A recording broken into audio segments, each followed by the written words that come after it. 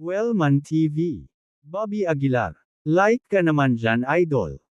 Kabanata 916, Kabanata 916, Old Immortal sa lungguhit isa.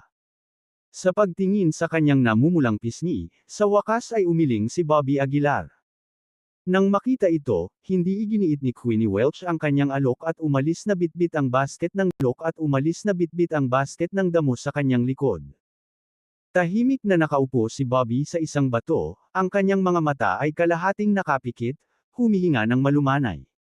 Matapos ang hindi malamang tagal, bumalik si Queenie mula sa labas.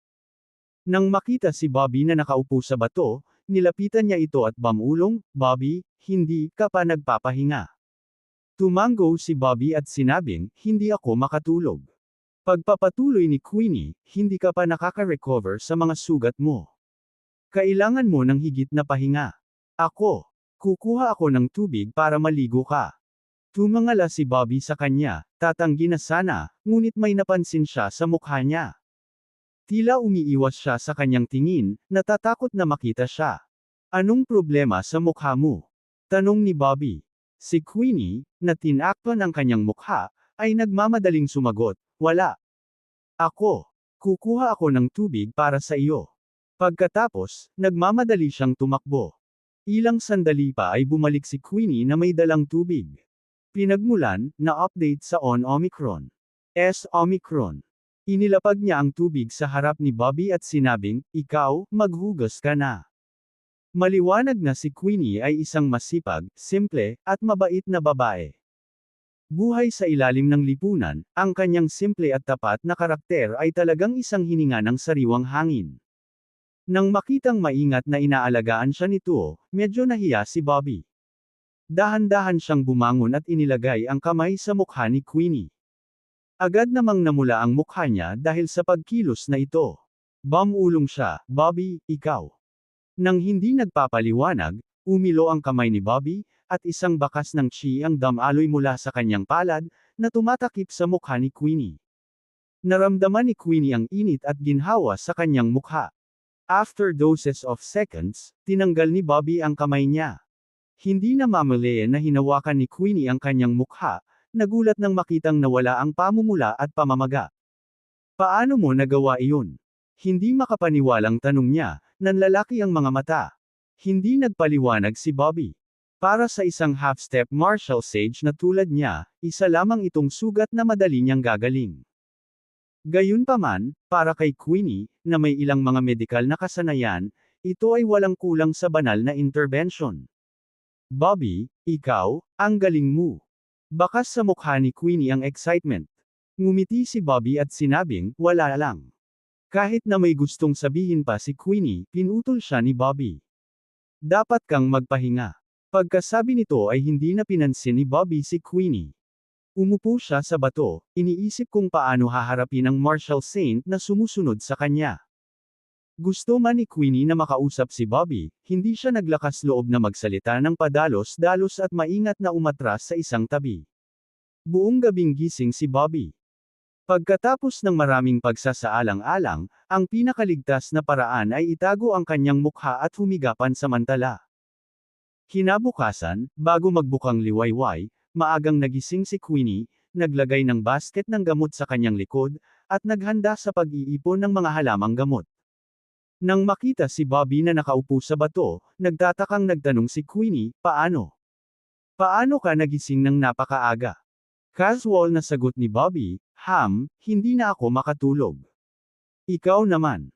Sabi ni Queenie, "Kailangan kong gumising ng maaga para kumuha ng mga halamang gamot." Nang marinig ito, kumunat ang noo ni Bobby at nagtanong, "Kailangan mo bang gawin ito araw-araw?"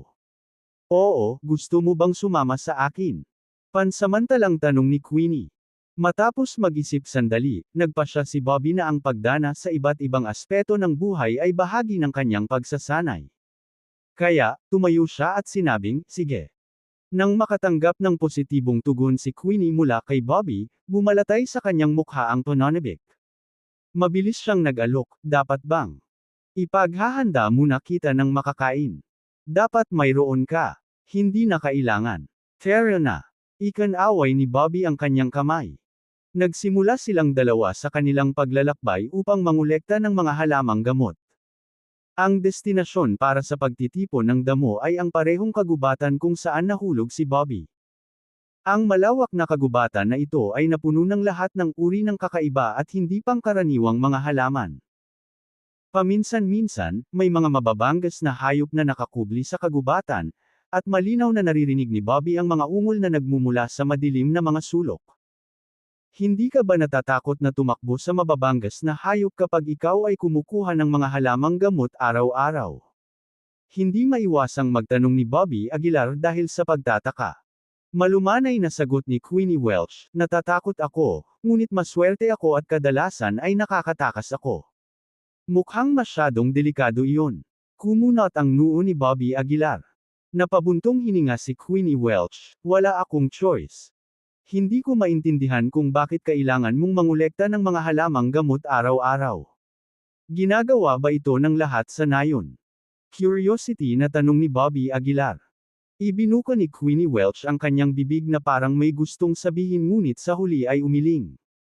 Kung nahihirapan ka, sabihin mo sa akin. Baka makatulong ako.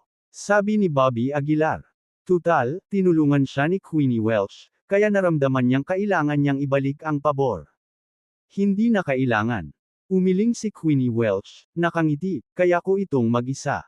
Hindi na nagpatuloy si Bobby Aguilar nang makita ang kanyang reaksyon. Sa kakahuyan, maingat na nakolekta ni Queenie Welch ang mga halamang gamot sa lahat ng dako. Tila nagkaroon siya ng matinding pakiramdam ng panganib, na iniiwasan ang mga lugar kung saan naruroon ang mga ligaw na hayop. Sa buong umaga, dahan-daang nakolekta ni Queenie Welch ang isang buong basket ng mga halamang gamot. Bagamat karaniwan ang mga halamang ito, ang kanilang mga katangiang panggamot ay mahusay na napanatili. Pagod na ako. Umupo si Queenie Welch sa lupa, pinupunasan ang pawis sa kanyang noo. Biglang tumunog ng malakas ang tiyan ni Queenie Welch. Namula agad ang mukha niya dahil sa kahihiyan, at mabilis niyang ibinaling ang ulo niya sa gilid. Sinulyapan siya ni Bobby Aguilar at sinabing, hindi ka karaniwang kumakain ng tanghalian. Sagot ni Queenie Welch, nagdala ako ng pancake. Gusto mo ba? With that, kumuha si Queenie Welch ng pancake sa kanyang bag. Iyon lang ba ang kinakain mo? Hindi napigilan ni Bobby Aguilar na sumimangot. Ngumiti si Queenie Welch at sinabing, pananghalian lang ito, kaya simple lang ang hinahawakan ko. Nag-isip sandali si Bobby Aguilar at sinabing, maghintay ka rito. Saan ka pupunta? Nagmamadaling tanong ni Queenie Welch. Nang hindi sumasagot, tumalikod si Bobby Aguilar at naglakad papasok sa kakahuyan. Di nagtagal, bumalik si Bobby Aguilar, hila-hila ang isang baboy ramo. Nang makita ito, nanlaki ang mga mata ni Queenie Welch. Saan mo nakuha ang baboy ramo? Gulat na bulalas ni Queenie Welch. Casual na sumagot si Bobby Aguilar, kinuha ito sa daan. Pagkasabi nito, pinunit ni Bobby Aguilar ang baboy ramo gamit ang kanyang mga kamay. Lalo nitong ikinagulat si Queenie Welch. Bobby Aguilar, ikaw, napakalakas niyan, gulat na sabi ni Queenie Welch. Pinunit ni Bobby Aguilar ang isang paa at pagkatapos ay pinasiklab ang kanyang espiritual na apoy. Sa ngayon, ang kontrol ni Bobby Aguilar sa espiritual na apoy ay masasabing perpekto. Sa loob lamang ng ilang minuto, handa na ang isang inihaw na baboy ramo. Kumain ka na. Ibinigay ni Bobby Aguilar ang paa ng baboy ramo kay Queenie Welch. Nilunok ni Queenie Welch ang kanyang laway, hinawakan ang paa ng baboy ramo, at nilobo ito. Napakasarap nito. Tila gutom na gutom si Queenie Welch, habang mabilis niyang nilalamon ang buong binti. Nang matapos, medyo napahiya si Queenie Welch. Pinunasan niya ang kanyang bibig, medyo awkward niyang sinabi, mabilis ba akong kumain? Umiling si Bobby Aguilar nang hindi nagsasalita. Bobby Aguilar, talagang kahanga-hanga ka, halos katulad ng matandang immortal sa aming nayon, ungol ni Queenie Welch. Matandang walang kamatayan. Nagtaas ng kilay si Bobby Aguilar. Mabilis na tumango si Queenie Welch, oo, ang matandang immortal sa aming nayon ay hindi kapani-pani walang makapangyarihan. Sinasabi nila na kaya niyang lumipad sa kalangitan at lumubog sa ilalim ng lupa, kahit na pinupunit ang mababangas na hayop gamit ang kanyang mga kamay. Nang marinig ito, bumulong si Bobby Aguilar, siya ay dapat na isang magsasaka. Ano? Tanong ni Queenie Welch. Umiling si Bobby Aguilar at nagpatuloy, siya ba ay taga-roon mula sa inyong nayon? Umiling si Queenie Welch, hindi, sabi nila nag-transform siya bilang isang matandang immortal ilang taon na ang nakararaan pagkatapos makatanggap ng makalangit na regalo sa aming nayon. Nang marinig ito, naging interesado si Bobby Aguilar. Ang tinatawag na makalangit na regalo ay halatang isang kasinungalingan. Gayunpaman, ang katotohanan na siya ay biglang naging isang magsasaka ay nangangahulugan na siya ay nakahanap ng ilang Dharma treasure sa nayon. Marahil ang matandang immortal na ito ay maaaring makapagbigay sa akin ng isang kayamanan, lihim na naisip ni Bobby Aguilar. Kabanata 917, Kabanata 917, ipinahayag ng unggoy ang sarili niyang hari. Sa pag-iisip nito, tumingin si Bobby Aguilar kay Queenie Welch, nagbabalak na tanungin kung maaari niya itong isama upang makilala ang matandang immortal na ito.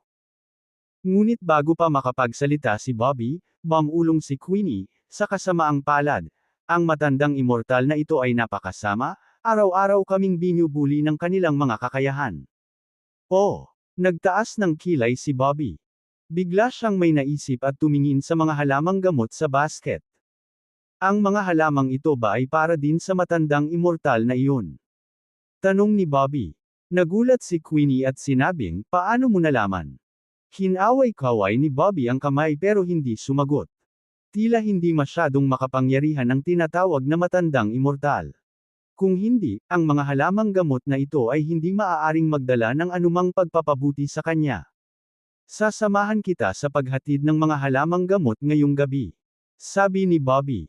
Lumalim ang ngiti ni Queenie, at mabilis siyang tumango, okay. Pagkatapos, sinundan ni Bobby si Queenie para ipagpatuloy ang pag-iipon ng mga halamang gamot.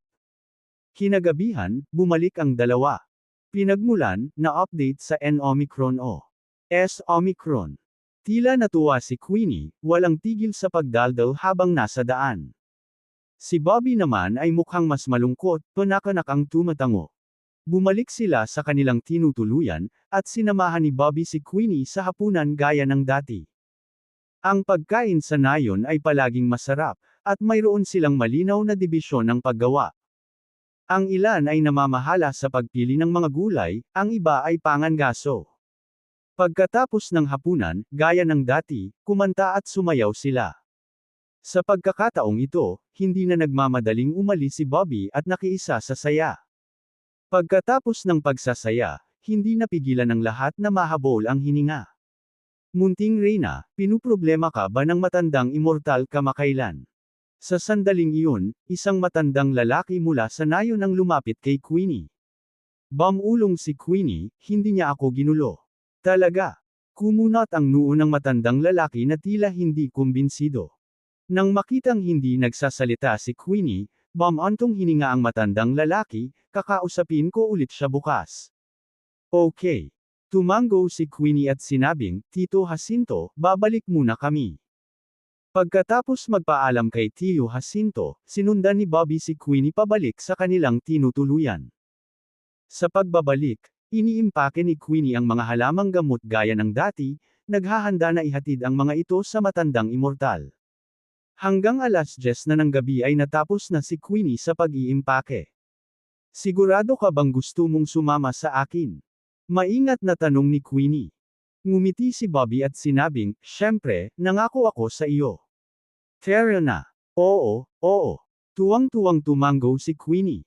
Sabay na umalis ng bahay ang dalawa at tinungo ang tirahan ng matandang immortal.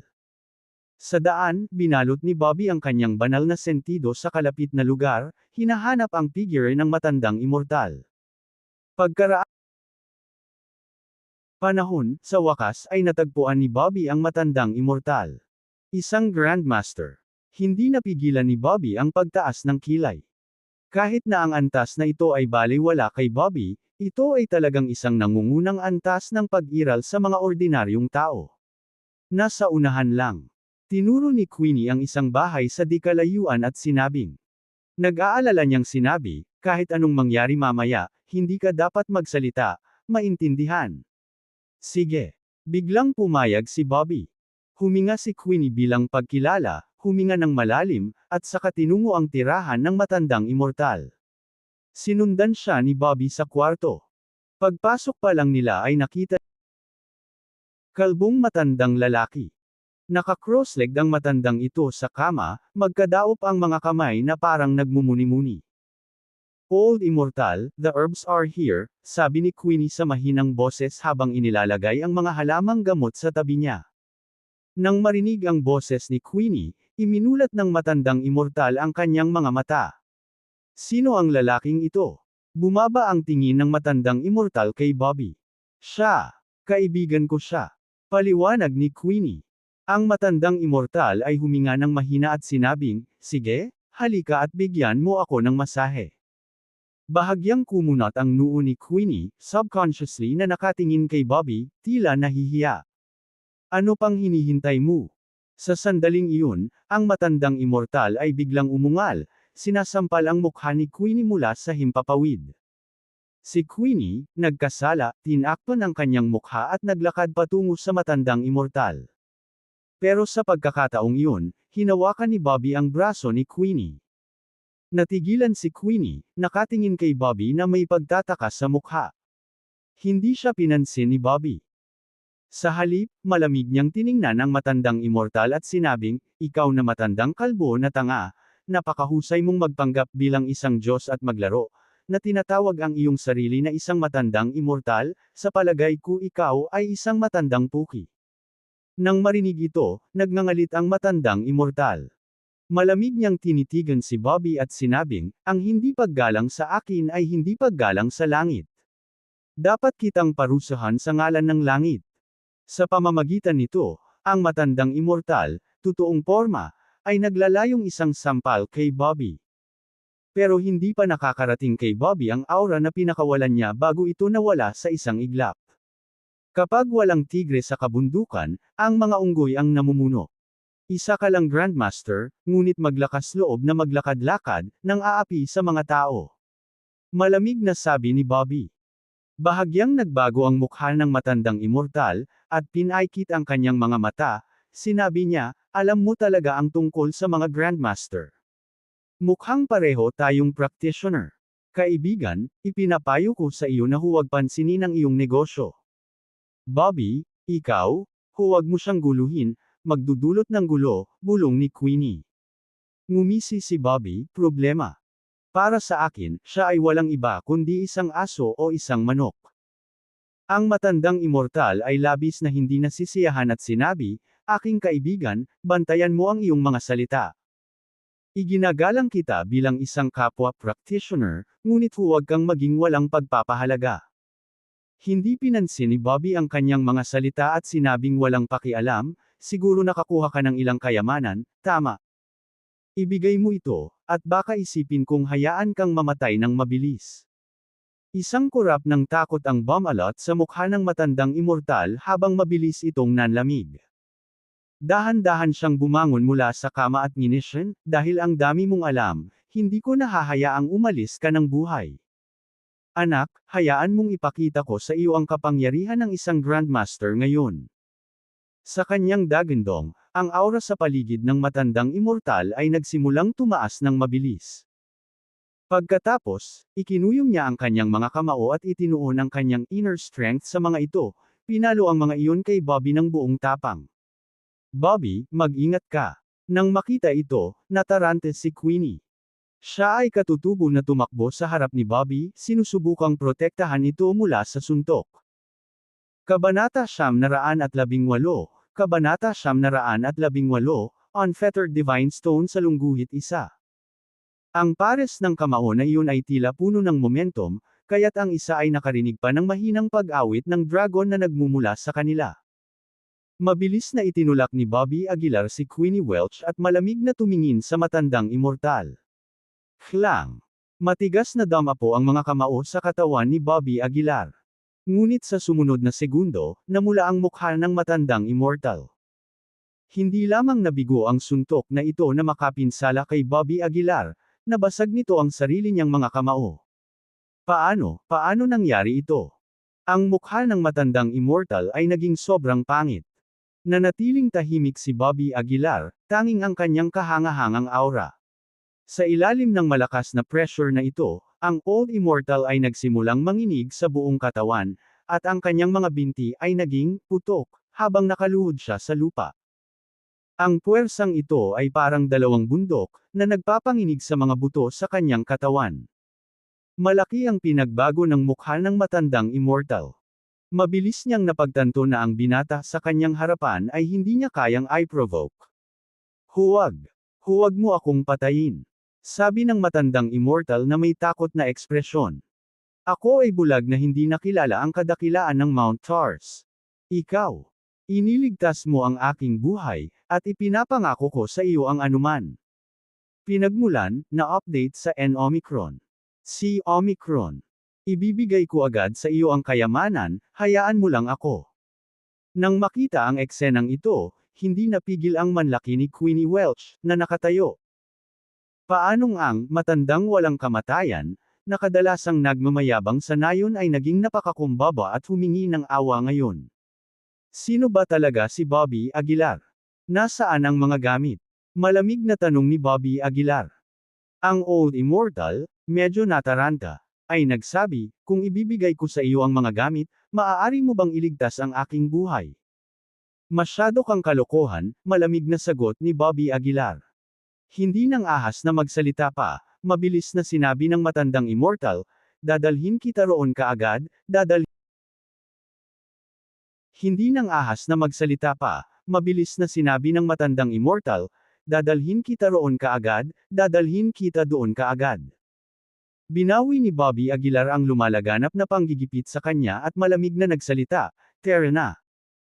Sa sobrang kahirapan, bumangon ang Old Immortal mula sa lupa, tiniis ang matinding sakit sa kanyang katawan, at inakay si Bobby Aguilar palabas ng silid. Matapos ang ilang paikot-ikot, sa wakas ay nakarating sila sa paanan ng isang bundok.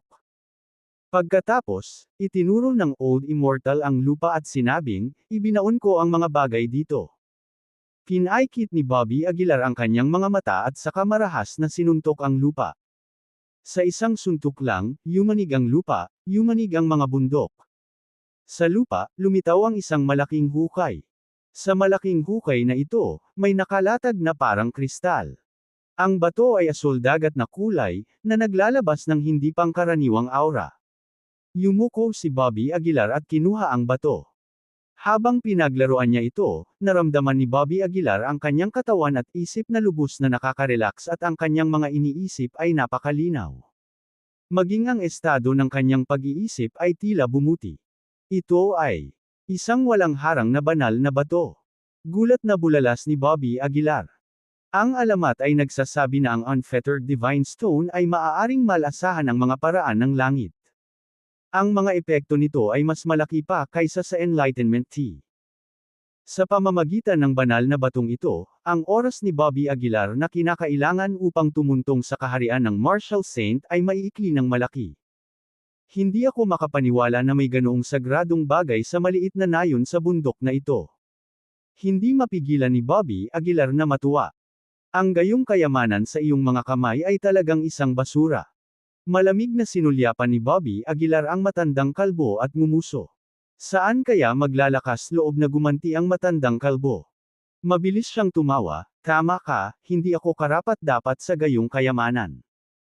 Hindi na nagsalita pa si Bobby Aguilar, ibinulsa ang Unfettered Divine Stone, at bumaling kay Queenie Welch. "Paano ka nabuli ng matandang ito?" tanong ni Bobby Aguilar. Nang marinig ang tanong na ito, ang matandang kalbo ay walang kamalay-malay na tumingin kay Queenie Welch. Yumigting ang katawan ni Queenie Welch, nauutol ng matagal, walang lakas ng loob na magsalita.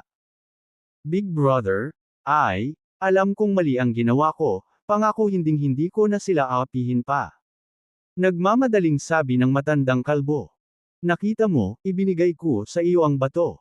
Mangyaring iligtas ang aking buhay." Sinulyapan siya ni Bobby Aguilar at malamig na sinabi, "Kapag nakagawa ka ng mali, kailangan mong bayaran ang halaga. Pareho lang ito para sa lahat." Bago pa siya makapagsalita, sinampal ni Bobby Aguilar ang matandang kalbo.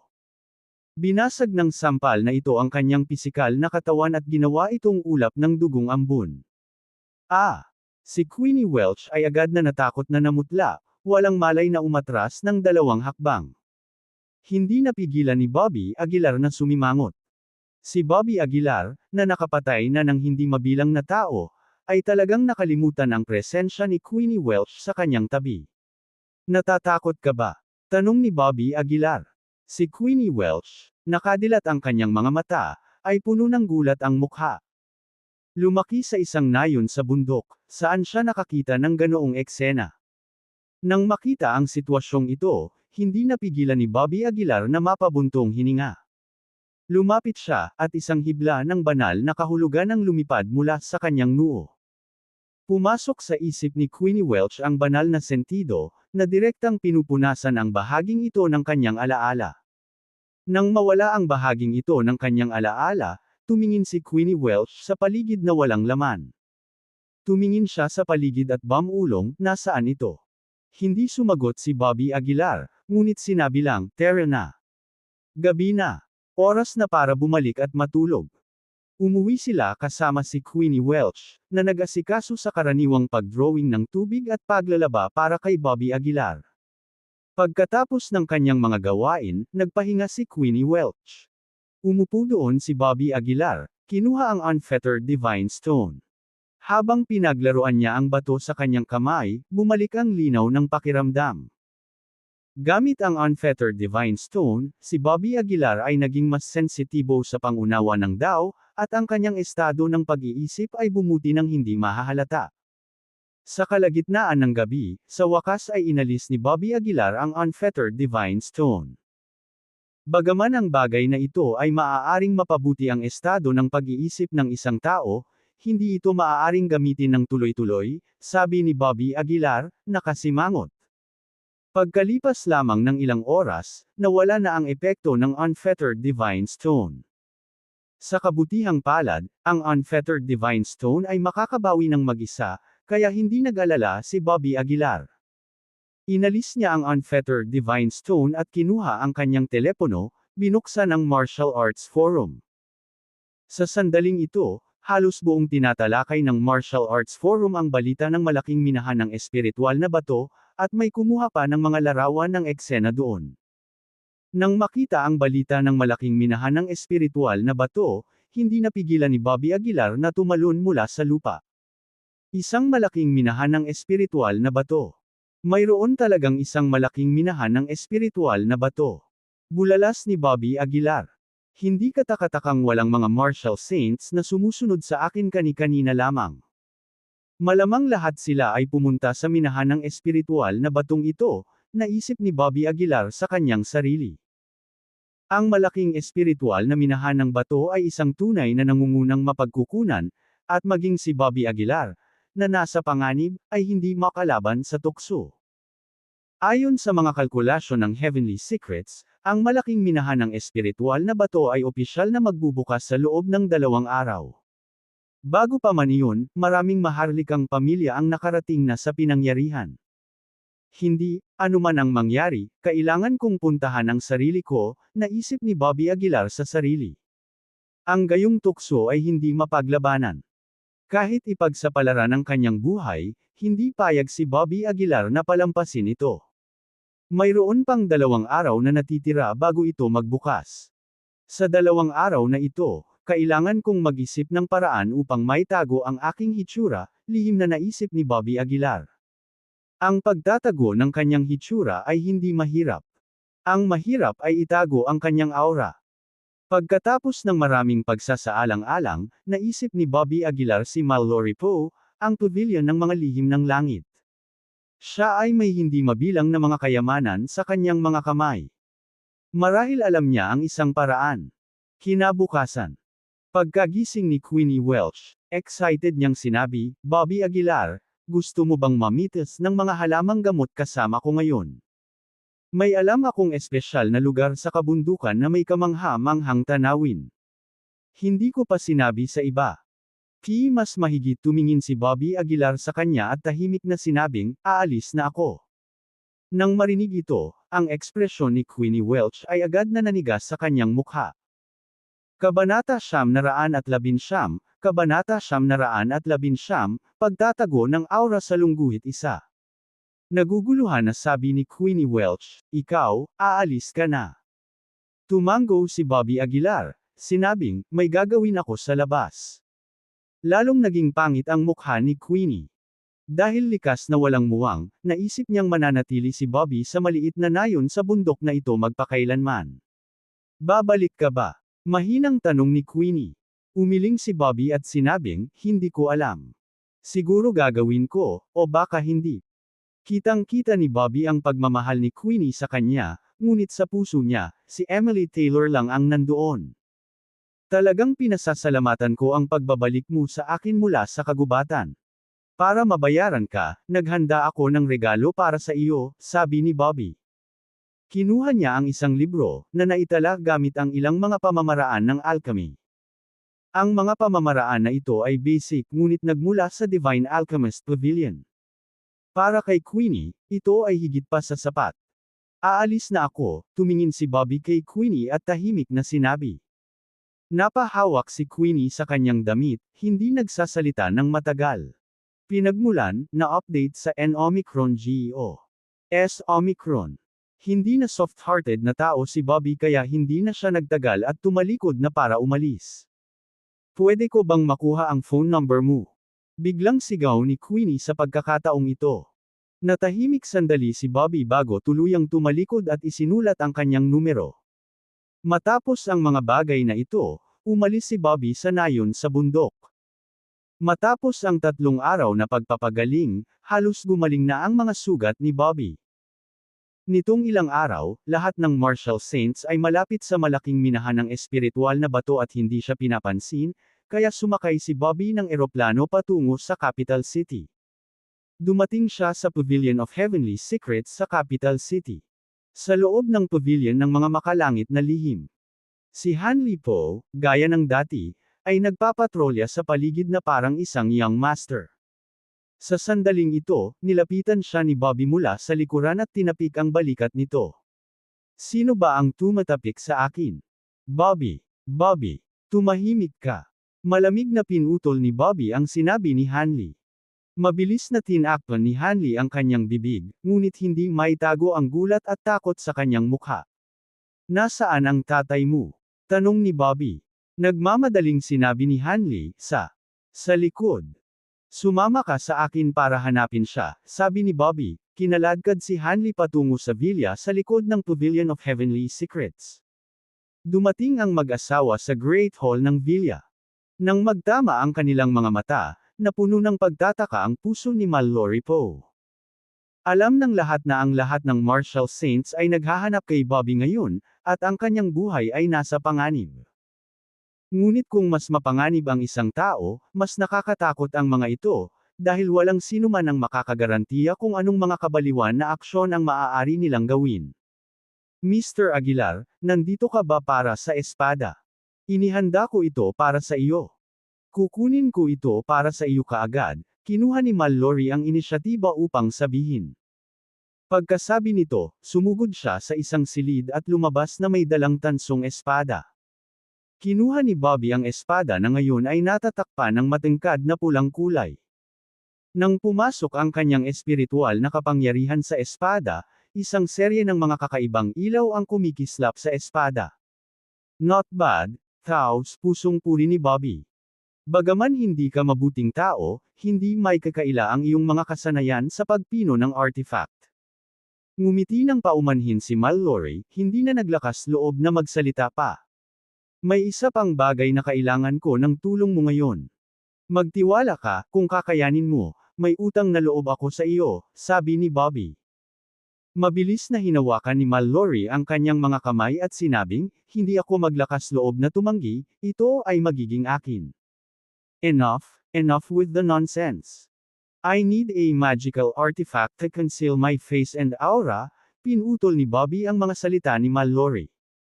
Bahagyang nagbago ang mukha ni Mallory. Agad niyang naintindihan ang intensyon ni Bobby.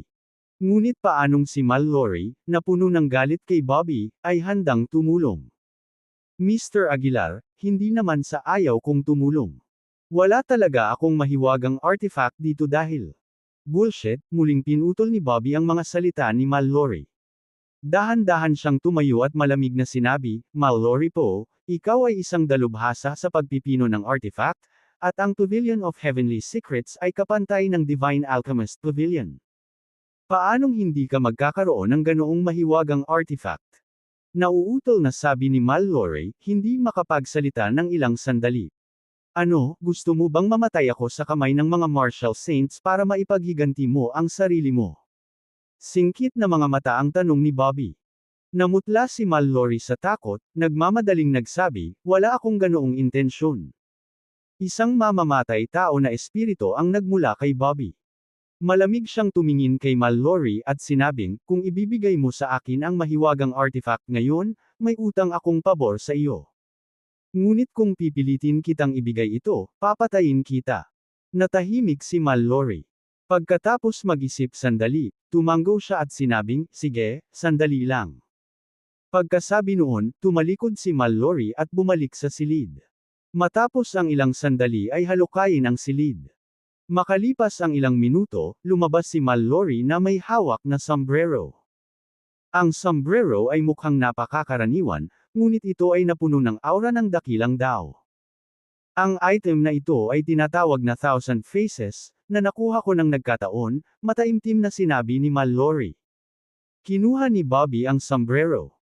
Ang sombrero ay medyo katulad ng isang ibinigay sa kanya ni Evelyn Norton kanina, ngunit ang kalidad ng dalawa ay ganap na naiiba. Matapos kunin ang sombrero ay agad itong isinuot ni Bobby sa kanyang ulo. Sa isang iglap, naramdaman ni Bobby na parang nabalisa ang dakilang Dao, at ang kanyang sariling aura ay naging lubhang nakatago. Hindi lang iyon, pero pagkatapos maglagay ng Thousand Faces, mas tinago pa ang mukha niya. Sa isang sulyap, isang manipis na ambon lamang ang makikita, hindi makita ng malinaw ang kanyang mukha. Salamat, inalis ni Bobby ang sombrero at yumuko kay Mallory. Nakaramdam si Mallory ng flattered at nagmamadaling ibinalik ang busog, sinabing, masyado kang mabait. Si Bobby, na nakasuot ng Thousand Faces, ay tumalikod at umalis sa lugar. Pagkaalis ni Bobby, hindi na makapaghintay si Hanley na tumakbo. Dad, ang dami na niyang kinuha sa atin. Ngayon, Thousand Faces na rin ang kinuha niya, sobra na. Galit na sabi ni Hanley. Umupo si Mallory roon nang hindi nagsasalita ng mahabang panahon. Pare, balak mo bang pakawalan siya ng ganun-ganun lang? Galit na sabi ni Hanley. Sinulyapan ni Mallory si Hanley at nagtanong, ano ang gusto mong gawin? Anong gusto kong gawin? Haha, marami akong paraan para harapin siya. Marahas na sabi ni Hanley. Medyo nakilala ko si Mark Fraley kamakailan. Tatawagan ko siya ngayon at sasabihin ko sa kanya ang tungkol dito. Pagkasabi noon, kinuha ni Hanley ang kanyang cellphone at tinawagan si Mark Fraley. Kabanata 920, Kabanata 920, magsisimula na ang dakilang labanan. Mabilis na nakonekta ang tawag, at sabik na sinabi ni Hanley po, Young Master Mark, may sasabihin ako sa iyo. Sa kabilang dulo, si Mark Fraley ay abala sa mga bagay tungkol sa malaking espiritual na minahan ng bato. Bilang resulta, naiinip siyang nagtanong, ano iyon? Ito ay, beep beep beep. Bago pa matapos magsalita si Hanley ay ibinaba na ang tawag. Isang kislap ng liwanag ang lumipad, direktang nabasag ang mobile phone ni Hanley. Ang taong gumawa ng hakbang ay walang iba kundi ang kanyang ama na si Mallory po. Dad, ano ang ginagawa mo? Galit na sabi ni Hanley. Umiling si Mallory po at sinabing, mas mabuting huwag mo nang sabihin sa kanya ang tungkol dito. Bakit? Labis na naguluhan si Hanley. Mataimtim na sinabi ni Mallory po, napakaraming tao ang humabol kay Bobby Aguilar at hindi siya mahuli. Kung hindi mamamatay si Bobby, tayo ang mamamatay. So, titiisin na lang ba natin ito? Galit na sabi ni Hanley. Bahagyang napabuntong hininga si Mallory po at sinabing, hayaan mo na lang. Sa kabila ng sinabi nito, bakas pa rin sa mukha ni Hanley ang pagkadismaya. Sa labas ng pinto, malinaw na narinig ni Bobby Aguilar ang bawat salita ng kanilang pag-uusap. Matapos marinig ang sinabi ni Mallory, sa wakas ay nakahinga si Bobby at umalis sa lugar. Isang araw na lang ang natitira para sa pagbubukas ng malaking minahan ng espiritual na bato. Parami ng parami ang nagkukumpulan malapit sa minahan. Nagpunta sila mula sa pagtatago sa mga anino hanggang sa unti-unting humakbang sa bukas. May pinag-uusapan pa rin ang 7 martial saints mula sa Mystic Realm. 2 paksayon ang nabuo sa pinangyarihan. Ang isang paksayon ay binubuo ng mga kasalukuyang martial artist, at ang isa pang paksayon ay binubuo ng mga martial artist mula sa Mystic Realm. How ironic! Hindi ko akalain na makakatagpo tayo ng ganoong sitwasyon. Sarkastikong sabi ni Ricardo Bowman. Oo, noon, mababa ang tingin ng bawat isa sa atin sa mundo mula sa mataas na lugar. Ngayon, minamaliit tayo ng grupong ito ng mga kabataan mula sa Mystic Realm. Hindi napigilan ni Darnell Bradley na tumawa ng mapait. Ngayon sa wakas naiintindihan ko na kung bakit napakagalit sa atin ni Bobby Aguilar. Malamig na sabi ni Blaze Rhodes. Natahimik ang eksena, at ang lahat ay hindi napigil ang mapabuntong hininga. Sa mga araw na ito, palaging may mga kaguluhan sa malaking minahan ng espiritual na bato.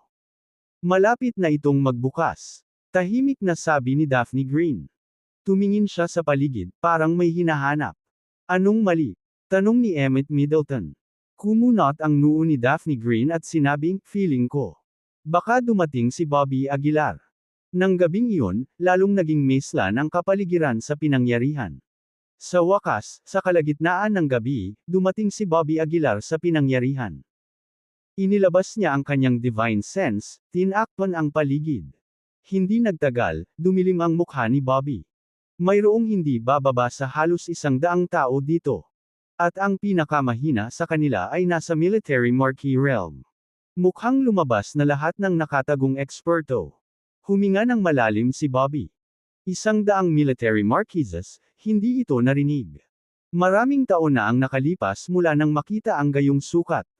Nang makita ang paghahati ng 2 paksayon sa eksena, hindi napigilan ni Bobby na mapabuntong hininga sa kanyang puso. Matapos mag-isip ng ilang sandali, tahimik na lumapit si Bobby kay Daphne Green at sa iba pa. Tumayo siya sa pangkat ng kasalukuyang mga inapo ngunit 12-dosenang metro ang layo mula kay Daphne at sa iba pa. Sa 7 martial saint na naruroon, wala tayong pagkakataong lumaban. May ulong. Kapag ang malaking minahan ng espiritual na bato ay nagbukas, iyon na ang panahon para sumiklab ang labanan. Nagkaroon ng patuloy na mga salungatan sa mga nakaraang araw, at ang magkabilang panig ay natalo, ngunit ang mga pagkalugi ng aming panig ay mas malaki. Habang nag-uusap sila, may kotseng dahan-daang pumarada mula sa malayo. Nang huminto ang sasakyan ay lumabas na si Mark Fraley. Itong basura. Nang makita sina Mark Fraley, Ricardo Bowman at ang iba pa ay hindi napigil ang magmura sa kanilang mga puso. Simula nang lumabas ang mga martial saints sa Mystic Realm, nakikisalamuhan na si Mark sa kanila. Noong nakaraan, sinubukan ng Capital City Martial Arts Association na mapanatili ang pagiging patas. Ngayon, hindi na nila ginagawa iyon, at direktang idineklara nila ang kanilang posisyon. Bulong ni Daphne Green. Matalino si Bobby Aguilar na makipagtalo sa Capital City Martial Arts Association ng maaga. Ang bastos na ito, dahil malinaw na ang kanyang paninindigan, huwag mong isipin ang pamumuno sa mundo ng martial arts. Pero, gusto niya ang lahat. Sa ilalim ng tingin ng lahat, naglakad si Mark Fraley patungo sa 7 martial saints. Nang madaanan niya si Ricardo Bowman at ang iba pa, huminto si Mark Fraley. Lahat, masaya akong makita kayong maayos. Nakangiting sabi ni Mark Fraley. Ricardo joined in disdainfully, hindi ba ito ang young master na lumabas sa second secret realm?